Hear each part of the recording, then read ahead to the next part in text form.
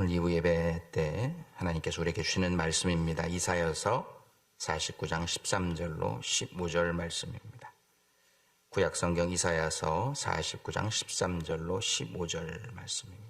제가 가진 성경 1029페이지에 기록되어져 있는 말씀입니다. 3절밖에 되지 않으니까 우리 다 같이 한 목소리로 하나님께서 나에게 주시는 말씀이라 생각하시고 합독하시겠습니다. 시작. 하늘이여 노래하라. 땅이여 기뻐하라. 산들이여 즐거이 노래하라. 여호와께서 그의 백성을 위로하셨은즉 그의 고난당한 자를 긍휼히 여기실 것임이라. 오직 시온이 이르기를 여호와께서 나를 버리시며 주께서 나를 잊으셨다 하였거니와 연히 어찌 그 젖 먹는 자식을 잊겠으며 자기 태에서 난 아들을 긍휼히 여기지 않겠느냐. 그들은 혹시 잊을지라도 나는 너를 잊지 아니할 것이라. 아멘. 이것은 하나님의 말씀입니다. 병명을 알 수 없는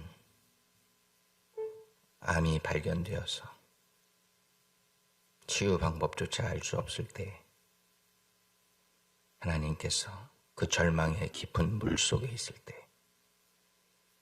또 불같은 시험 가운데 있을 때 귀한 여종을 고쳐주시고 살려주셔서 이 시간 두려워하지 말라. 내가 너와 함께하리라 하신 하나님의 그 음성을 듣고 우리와 함께 간증하게 하시니 감사합니다. 머리가 빠지고 일어설 수 없고 누워있던 그 지경에도 함께 하셨던 주님, 그 하나님이 두려워 말라 하셨던 그 음성을 우리와 함께 나누었습니다. 하나님, 우리의 인생 가운데서도 두려워 말라, 내가 너와 함께하리 하는 하나님의 음성 늘 듣고 승리하며 살아갈 수 있도록 도와주시옵소서.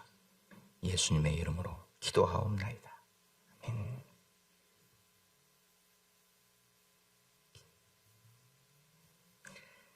오늘은 세계 국가연합인 유엔이 선정한 트웨키르, 또 시리아 강진으로 인해서 사망한 분들을 위한 애도의 날로 선정된 날입니다.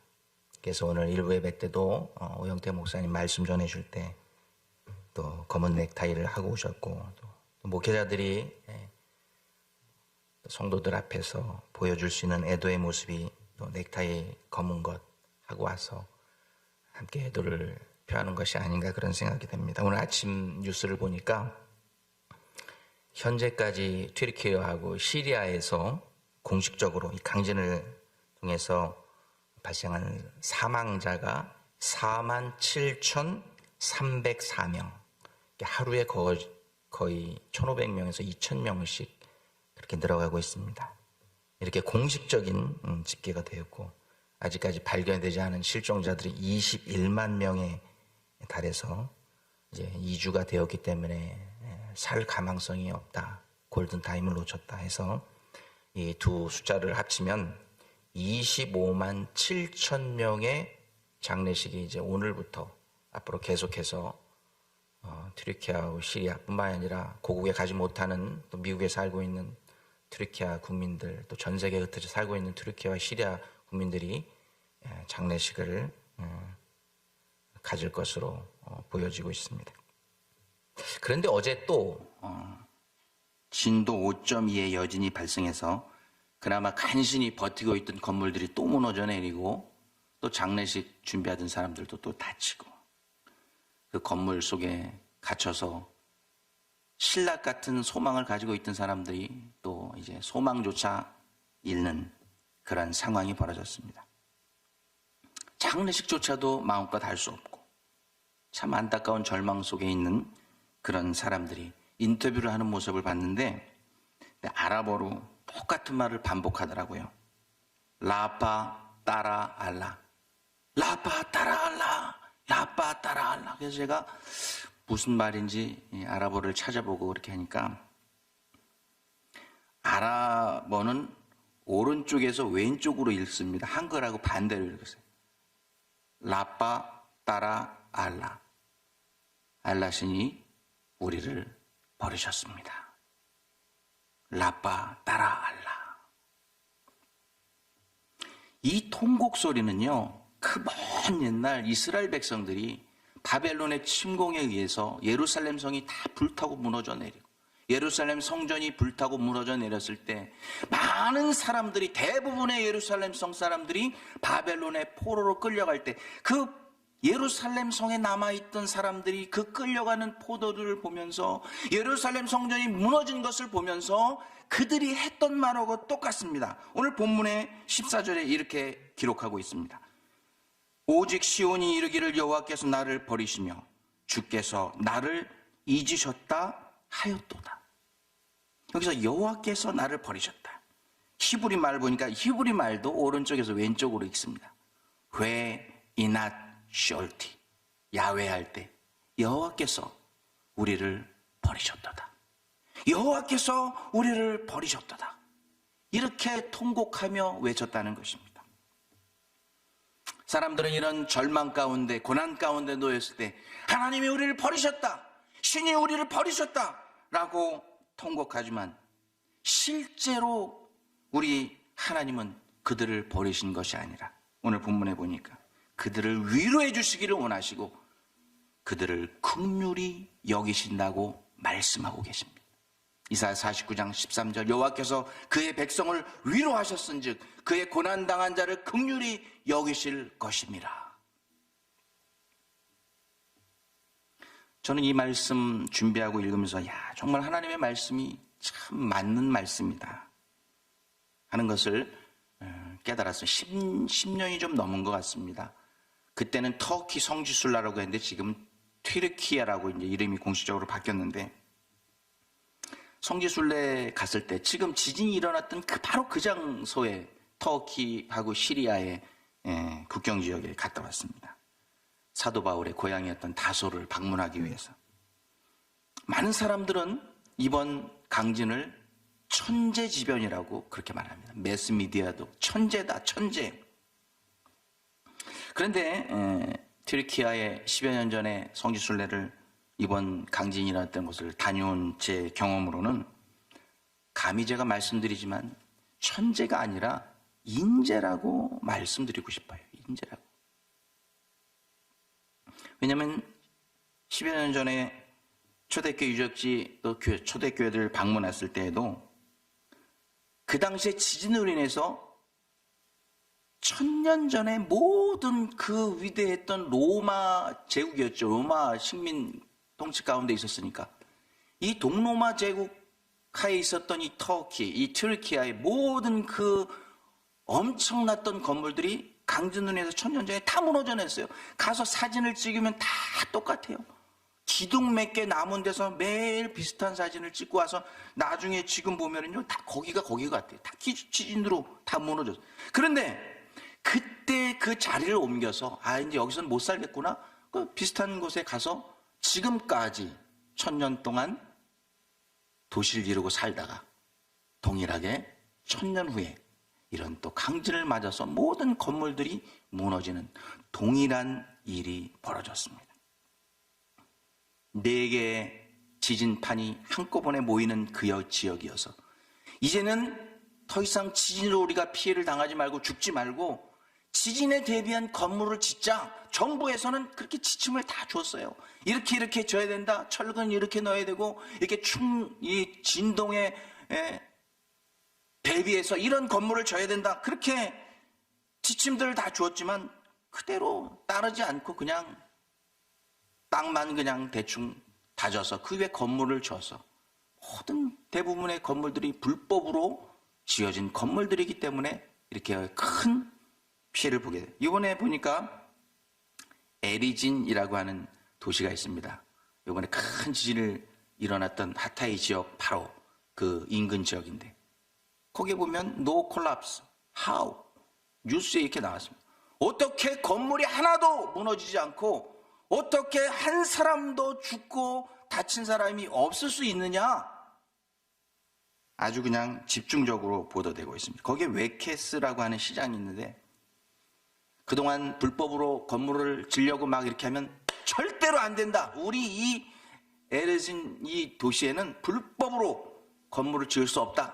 지진에 대비해서 꼭 지침에 맞춰서만 지어야 한다.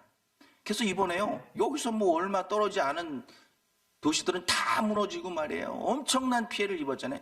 여기는요, 한 건물도 무너지지 않고, 한 명도 죽지 않고, 한 명도 실종자가 없다는 거예요. 그래서 그 보도 내용을 보니까 평소에 이 시장이 욕을 엄청 많이 먹었대요. 야, 너만 정직하게 사냐? 너만 똑바로 살아? 좀 융통성 있게 살아라. 노. 불법 건축하는 거 노. 끝까지. 이번에 이 도시를 살린 시장이에요, 이 사람. 웨케스라고 하는. 그래서 제가 감히 말씀드릴 수 있는 건 1000년 전에 있었던 그 지진으로 인한 엄청난 피해를 1000년 후에 동일하게 튀르키 지역에서, 시리아 지역에서 당했던 이유는 천재가 아니라 인재라고 말할 수 있다는 것입니다. 이렇게 우리 인생들은요, 무지하고 미련하다는 것입니다. 그런 무지함과 미련함으로 인해서 당한 고난과 절망 속에서 울부짖는 우리들을 향해서 하나님께서는 오늘 본문의 말씀을 통해서 우리를 위로해 주시고 우리를 긍휼히 여기시기를 원하시는 분이 바로 우리 하나님이시라고 말씀하고 계시는 것입니다. 그것이 우리 하나님의 사랑이에요. 저는 이 고난과 절망 중에 있는 우리들을 향하신 하나님의 사랑에 대해서 말씀 준비하면서 생각해 보았습니다. 과연 우리 하나님의 사랑은 어떤 사랑일까? 그 질문에 대해 가장 간단 명료하게 언더스탠더블하게 이해할 수 있는 말씀을 주셨는데 오늘 본문 15절 말씀입니다. 우리 한번 다 같이 읽겠습니다. 시작. 여인이 어찌 그 젖 먹는 자식을 잊겠으며 자기 대손한 아들을 긍휼히 여기지 않겠느냐. 그들은 혹시 잊을지라도 나는 너를 잊지 아니할 것이라. 여러분, 이 세상에 존재하는 많은 종류의 사랑이 있습니다. 그 사랑 가운데 가장 순결하고 가장 고귀한 사랑이 있다고 하면 어머니의 사랑일 것입니다. 자기가 죽기 직전까지 그 고통을 감내하고 자식을 낳아요. 그리고 젖을 먹이면서 긍휼히 여기면서 불쌍히 여기면서 그 자녀를 키워갑니다. 그런데 인생을 살다 보면 어쩔 수 없이 그 귀한 생명을 버릴 수밖에 없는 상황에 놓일 때가 있다는 것입니다. 이번 지진과 같은 그런 상황일 수 있습니다. 실제로 오늘 대표기도해 주신 저희 아름다운 교회 복임 모리스 권사님은 6.25 1950년 6.25 일어나기 바로 직전에 태어나신 분이에요. 전쟁둥이라고 그러시더라고요. 온 가족이 다 동네 사람들하고 피난 갈 때 이 깐난아기 아닙니까? 그냥 배고파도 울고 졸려도 울고 뭐 하여튼 계속 울 때 아닙니까? 울 때. 아니 도망가다가 피난 가다가 울면 다 잡혀 죽잖아요, 인민군한테. 그러니까 언제 버릴지 모르니까 이 큰언니가 이 광목을 끼고 다녀서 버리면 이 깐난아기 동생 살리려고 어머 쥐를 졸졸 그런 어쩔 수 없이 버릴 수밖에 없는 상황이 놓일 때 그 고결한 사랑의 주인공인 어머니도 우리 자식을 버릴 때가 있지만 그런 상황 가운데서도 우리를 버리지 않으려는 분이 계신데 그분이 바로 우리 하나님 아버지시라는 거예요. 이 말이 무슨 뜻이냐? 이 세상의 그 어떤 고귀한 사랑보다도 이 세상의 그 어떤 순결한 사랑보다도 우리 하나님의 사랑은 크다 라고 말하고 있는 것입니다. 사랑하는 성도는 우리가 신앙생활하면서 우리가 수도 없이 듣는 말이 있습니다. 하나님은 당신을 사랑하십니다. 하나님 당신을 사랑하십니다. 하나님 형제님을 사랑하십니다. 하나님은 자매님을 사랑하십니다. 수도 없이 듣고 삽니다. 그래서 이제는 이 말을 들어도 별 감각이 없어요. 여러분, 우리가 감각 없이 듣는 말 중에서 굉장히 굉장히 중요한 말들이 있다는 사실 여러분 알고 계십니까? 예수님이 다시 오십니다. 안 믿어요. 그러니까 세상에서 자기들 마음대로 살아갑니다. 예수님께서 죽으면 끝이 아니란다. 죽은 후에 천국과 지옥이 있단다. 주님께서 분명히 말씀하셨어요. 안 믿어요. 안 믿어. 우리 예수님이 부활하셨다. 그러니 너희도 부활할 것이다. 매년 부활주의를 지나면서 이 부활의 약속의 말씀을 믿지 않고 불안한 가운데 죽으면 끝인 것처럼 살아가는 세상 사람들은 말고요. 성도들 가운데서도 이런 사람들이, 이런 성도들이 얼마나 많은지 모릅니다. 이런 말들 중에 우리가 너무 많이 들으니까 감각이 없고 잊어버리고 느낌이 없고 감동이 없는 말이 하나 있습니다. 아까 말씀드린 것, 하나님은 당신을 사랑하십니다.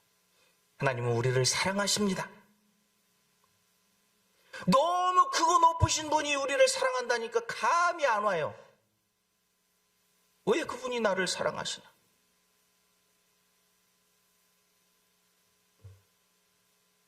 여러분 한번 곰곰이 생각해 보세요. 하나님께서 나를 왜 사랑하실까? 다른 사람 생각하지 마시고 이 시간 말씀을 들 때 나만 생각하세요. 하나님이 왜 나를 사랑하실까? 여러분 한번 그 이유를 한번 찾아보세요. 왜 하나님이 나를 사랑하실까?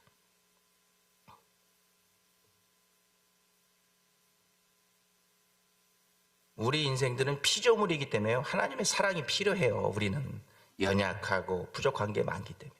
하나님이 창조시고 우리 피조물이기 때문에 우리는 하나님의 사랑이 필요합니다. 그런데 하나님이 왜 우리를 사랑하냐 말이에요. 왜? 여러분 그 이유를 한 가지라도 찾아보실 수 있습니까? 무엇 때문에 하나님이 나를 사랑하시겠습니까? 제가 좀 능력이 있고 자격이 있어서요. 여러분 천사는 우리보다 훨씬 능력이 많습니다. 공간, 시간 다 초월해서 다닐 수 있는 영물입니다.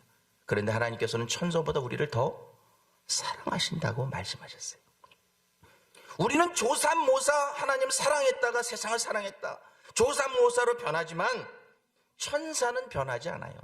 그런데 천사보다 우리를 더 사랑하신다고 말씀하셨어요. 우리가 찬양을 잘해서 여러분 천사가 우리보다 찬양 100배는 잘합니다. 그런데 우리를 천사보다 더 사랑하신다고 말씀하셨습니다. 여러분 하나님이 나를 사랑하시는 조건 뭐 하나 이유 여러분 찾아보실 수 있어요? 뭐 때문에 나를 사랑하시는지. 그런대로 하나님은 우리를 사랑하신다고 말씀하십니다. 여러분 이것을 당연한 것이라고 생각하지 마세요. 이것은 기적인 줄로 믿습니다. 이유가 없는데 우리를 저도 몰라요. 성경에서 하나님 우리를 사랑하신. 하나님이 우리를 사랑하신 그 기적 때문에 마귀가 우리를 건드리지 못하는 줄로 믿습니다. 하나님이 우리를 사랑하시는 그 기적 때문에 사탄이 우리를 건드리지 못하는 거예요. 심지어는 하나님이 우리를 사랑하시는 그 기적 때문에 사망의 권세도 우리를 건드리지 못하는 줄로 믿습니다. 어떤 그 흑암의 권세도 우리를 건드리지 못합니다. 왜? 우리가 능력이 있고 우리가 자격이 있어서 그런 게 아니에요. 여러분 착각하지 마세요. 우리가 능력이 있고 자격이 있어서 하나님이 우리를 사랑하시는 게 아니라 하나님이 우리를 사랑하실 이유 없이 그리고 모든 조건과 모든 것 기대하지 않으시고 우리를 있는 그 자체를 사랑하시는 그 하나님의 기적 때문에 마귀, 사탄, 사망의 권세, 어둠의 흑암의 권세들이 우리를 건드리지 못한다는 이 사실을 여러분 믿고 담대하게 나아가시는 여러분의 삶이 되시기를 주님의 이름으로 축원합니다.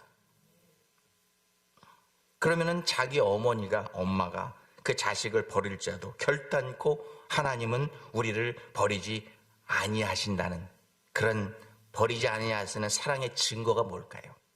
성경에는 여러 이야기가 있지만 오늘 본문을 통해서 딱 두 가지만 첫 번째, 하나님의 사랑이 무조건적인 unconditional love, 아가페 사랑이라고 합니다. 이런 무조건적인 사랑을 우리에게 주시기 때문에 하나님은 절대로 우리를 버리시지 않는 사랑의 하나님이라는 것을 우리가 믿어야 할 줄로 믿습니다. 하나님은 우리한테 너 이거 이런 조건 저런 조건 다 충족시키면 내가 너 사랑할 거야, 그렇게 말씀하신 적이 없어요. 하나님은 우리를 무조건적으로 사랑하십니다. 인간의 사랑은 다 조건적 사랑, 컨디셔널 러브. 그러나 하나님의 사랑은 unconditional love, 아가페의 사랑인 것입니다. 그것을 우리가 천지창조부터 알 수 있어요. 하나님께서 우리를 사랑하는 우리 인생들을 만드시기 전에 온 우주 만물을 우리를 위해서 다 만드시고, 그리고 마지막에 우리를 만드셨잖아요. 그리고 아담에게 퍼펙트한 월드인 에덴 동산을 딱 주셨어요. 일 안 해도 돼요. 먹고 사는 거 전혀 걱정 안 해도 돼요. 근데 그 가운데 하나님께서 그렇게 무조건적으로 사랑을 주신 그 아담, 보니까 하나님이 보실 때 아담이 리퀘스트 하지도 않았어요. 하나님 나 외로워요, 그런 말씀도 안 하셨어요. 그런데 하나님께서 야, 쟤 참 독처하는 게 외로워 보인다, 짠해 보인다, 내가 배필을 하나 만들어줘야 되겠다, 걸프렌드를 하나 만들어줘야겠다. 그래서 아프지 않도록 바로 갈비뼈를 빼면 얼마나 아픕니까? 무슨 최면제를 놓으셨는지 모르지만 깊은 잠에 자게 해서 갈비뼈를 뽑아서 하와를 만들어서 독처하지 않도록, 외롭지 않도록, 구하지도 않았는데 하나님이 주십니다. 무조건적인 사랑. 다 공짜로 받았어요. 조건 없이, 값 없이 받았어요. 그런데 이런 거 하나도 아담한테 바라는 거 없이 하나님께서 사랑을 주시고 다 주셨는데 아담이 한 짓이 뭐예요? 하나님이 하지 말라고 한 선악을 알게 하는 나무, 실과를 하나님과 같이 눈이 밝아지려고, 하나님과 같이 되려고 하는 교만으로 하나님 앞에 배반을 저지르게 되는 것입니다. 사랑하는 성도님, 우리는 어떻습니까? 우리 시카고 이민생활 하면서 하나님께서는 우리에게 무조건적인 사랑을 베풀어 주시면서 우리가 구했던 것보다도 더 많은 사랑을, 더 많은 것들을 우리들에게 허락해 주셨어요. 은혜를 베풀어 주셨어요. 우리가 신앙생활, 세상적인 말로 그지같이 신앙생활 할 때도 하나님께서는 우리를 왕같이, 제사장같이 우리를 대우해 주셨어요. 그런데 이 질병의 시대를 보내면서 우리는 주일에 한 번 나와서 예배 드리면서 뭐 대단한 거 하는 것처럼 그런 신앙생활을 하고 있어요. 광야에서 이스라엘 백성들은 하나님께서 거저 값없이 주셨던, 무조건적으로 주셨던 사랑, 만나를 40년 동안 광야에서 먹었어요. 메추라기를 먹었습니다. 광야에서 고기를. 목마를 때 반석에서 샘물이 터져나와서 목마름을 해갈시켜 주셨습니다. 그런데 이스라엘 백성들이 한 짓이 무엇입니까? 금송아지를 만들어서 그 앞에 절하고 우상 숭배했습니다. 그것이 우리 인생들인 것입니다.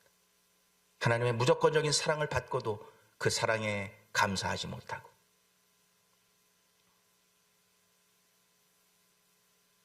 그러면 우리는 그들과 비교해서 우리는 어떠한 삶을 살고 있는가 한번 생각해 보세요. 오늘 우리는 하나님께서 우리에게 주시는 햇빛을 받고 있습니다. 이 햇빛이 하루 이틀 태양으로부터 딱 끊기면 우리 다 얼어 죽습니다. 공기, 하나님께서 주시는 힘으로 하루하루를 우리가 살아가고 있습니다. 이렇게 살아가는 필요한 모든 것을 하나님께서 무조건적으로 우리를 사랑하셔서 주셨다니까요. 그런데 오늘날 인간들이 하는 짓이 무엇입니까? 진화론을 믿고 있어요. 진화론을 가리키고 있고 하나님을 대적하는 법을 만들어가고 있습니다. 하나님 대적하는 법. 이제 공공장소에서 전도 못하도록 하는 법이 통과될 것 같아요. 이 강단에서 제가 스피커를 통해서 말할 수 없는 그 어떤 법을 미국에서 각 스테이트에서 다 통과시키고 있습니다. 하나님의 말씀에 반하는 법을 만들어가고 있습니다. 이 시대의 바벨탑을 쌓고 있는 것이 우리 인간들입니다. 그럼에도 불구하고 우리 하나님께서는 우리를 사랑하신다고 말씀하고 계시다는 거예요. 이것이 바로 하나님께서 우리를 그 어떤 상황 가운데서 버리지 않고 끝까지 사랑해 주시겠다고 하는 그 하나님의 사랑의 약속의 첫 번째 증거인 줄로 믿습니다. 무조건적으로 이유 없이 사랑. 여러분, 그 하나님이 여러분 각자를 이렇게 사랑해 주신 이유를 여러분 아세요? 두 번째, 하나님이 사랑은 우리를 절대 버리지 않는다고 약속하셨는데 그 증거가 뭐냐? 그 하나님의 생명과 같고 하나님 자신과 같았던 독생자 예수 그리스도를 우리를 살리시기 위해 이 땅에 내어 보내주셨기 때문에 우리는 하나님이 끝까지 우리를 버리지 않으시고 사랑하신다는 그 증거를 거기서 찾을 수 있는 줄로 믿습니다.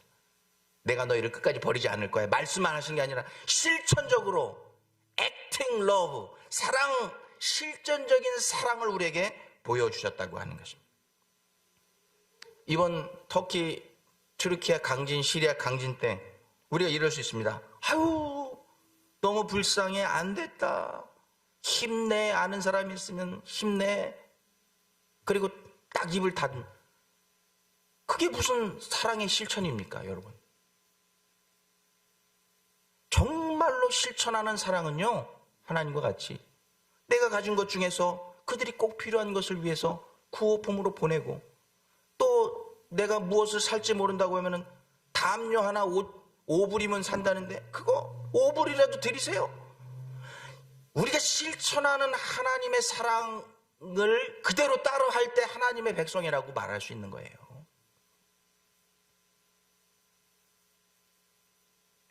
독생자 예수 그리스도를 죽이시면서까지 우리를 사랑해 줬던 하나님의 실천적인 사랑, 그것이 바로 우리를 끝까지 버리지 않고 사랑해 준다는 증거인 줄로 믿습니다. 그런 하나님의 실천적인 사랑에 대해서 로마서 5장 8절은 이렇게 말씀하고 있습니다. 우리가 아직 죄인 되었을 때에 그리스도께서 우리를 위하여 죽으심으로 하나님께서 우리에게 대한 자기의 사랑을 확증하셨느니라. 우리가 아직 죄인 되었을 때, 이게 무슨 말입니까? 내가 죄인인지도 모르고 살 때에, 지옥이 있는지도 모르고 살아가고 있을 때에, 하나님이 계신지 하나님의 존재조차도 알지 못하고 있을 때에 우리가 왜 죽는지, 그리고 우리가 죽은 다음에 어디로 가는지, 우리는 어디서 왔다가 어디로 가는지 알지 못하는 그때에 하나님께서 그 외아들을 우리에게 보내주시고 우리 대신 십자가에서 죽게 하심으로 우리를 살려내셨다고 하는 것입니다. 증명해 보이셨다는 거예요. 확증하셨느니라, 확실히 증거로 보여주셨느니라. 여기 계신 젊은 분들은 잘 모르겠지만 제 시대 때는 저희 아버님 또 이모부 고모부님 그 시대 월남전 파병할 때 총 들고 총알 바지로 베트남에 가셨습니다.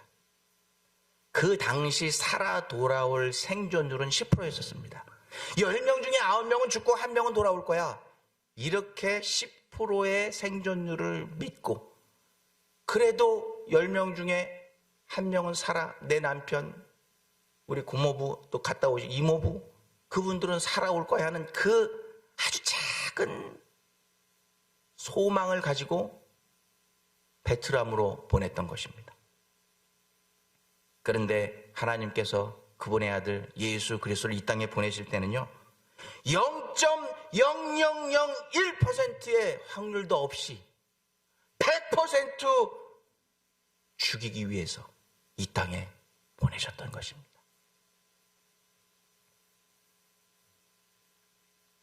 살아서 돌아오라고 보낸 것이 아니라 꼭 죽어서 돌아오라고, 물론 부활하시고 승천하셔서 그랬지만 꼭 죽으라고.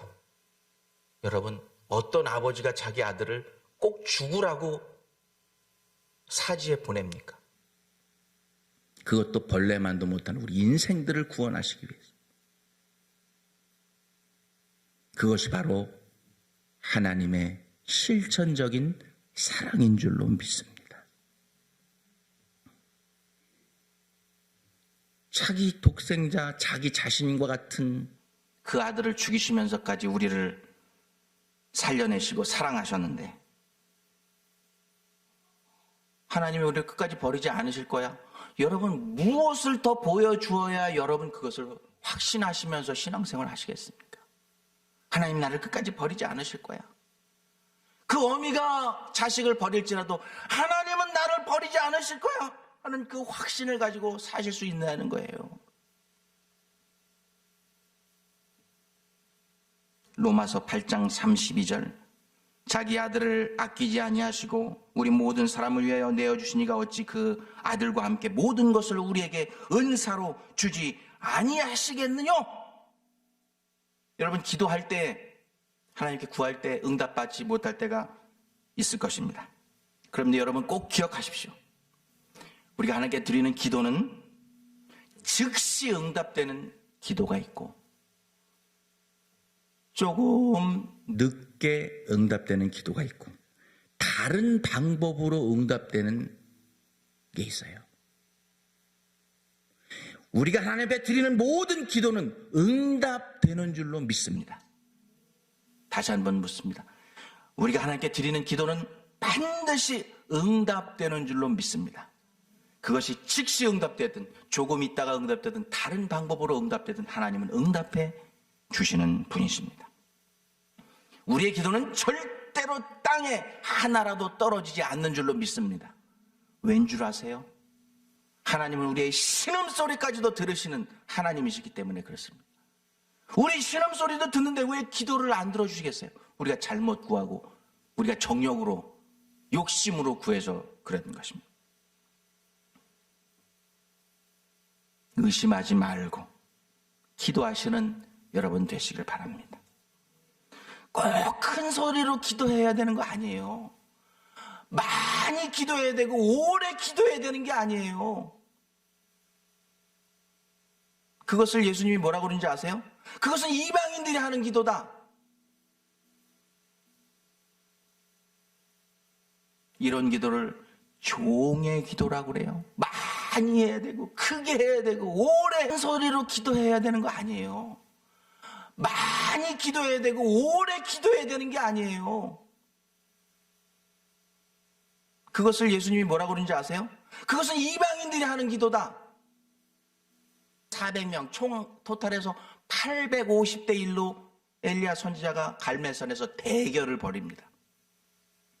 850명의 이 바알과 아세라의 선지자들은 아침부터 해질 때까지 그냥 자기 몸을 찢고 피를 흘리면서 소리를 지르면서 이 재물을 불이 내려서 받아달라고 기도합니다. 하루 종일 24 hours.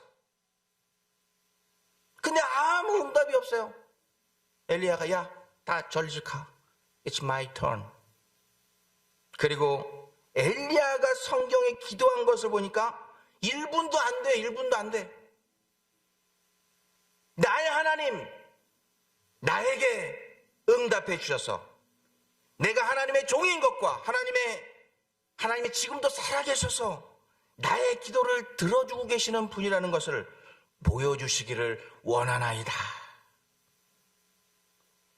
지금 1분도 안 지났어요. 한 20초 지냈나? 하늘에서 불이 확 내려와서 그 고랑의 물까지 다 살고 재물을 다 불태우고 받으셨습니다. 그 짧고 명료한 기도를 들으시고 응답해 주셨던 것입니다. 바로 그 엘리야의 기도를 들어주셨던 하나님이 지금도 살아계셔서 저와 여러분의 기도를 들어주고 계시는 줄 믿습니다. 엘리야의 기도처럼 즉시 응답해 주는 응답도 있고 조금 지금은 아니다 야 조금 있다가 우리에게 가장 필요할 때 응답해 줄 때 있고 이 방법이 아닌 다른 방법으로 응답해 하나님의 기도 응답은 반드시 이루어지는 줄로 믿습니다. 아들까지 주셨는데 우리가 구하는 것을 왜 안 주시겠어요? 말씀 맺기를 원합니다. 사랑하는 여러분, 지금 경제적으로 어떤 고난과 절망 가운데 있습니까?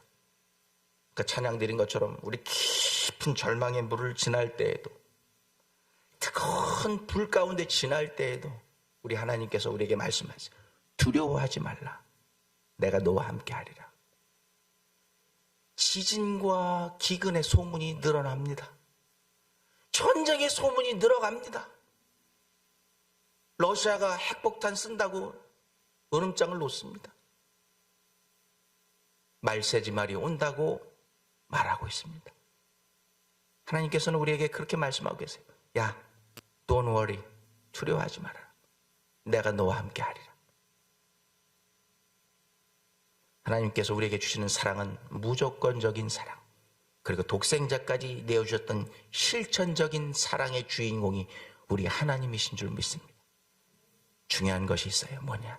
이 끝까지 버리지 않겠다고 하신 이 약속의 말씀을 믿고 주님 만나는 순간까지 믿음을 지키는 거예요. 그럼 주님 만나는 그 순간, 정말 하나님의 사랑이 이런 사랑이었구나. 그것을 체험하실 수 있는 여러분이 될 줄로 믿습니다. 절망 가운데 쓰러져서 포기하지 마세요. 우리 하나님 붙들고 일어나실 수 있는 우리 사랑의 공동체 모든 성도님 되시기를 주님의 이름으로 축원합니다.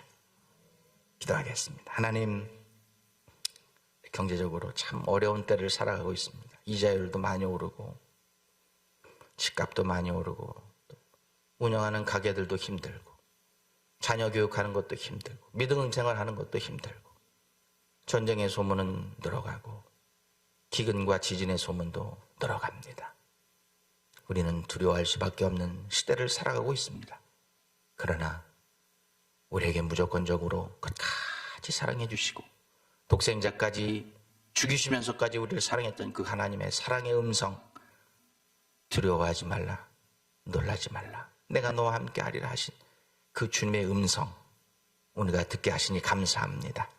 하나님, 이 시대를 하나님 이 말씀 붙들고 승리할 수 있는 우리 모두가 되게 하여 주옵소서.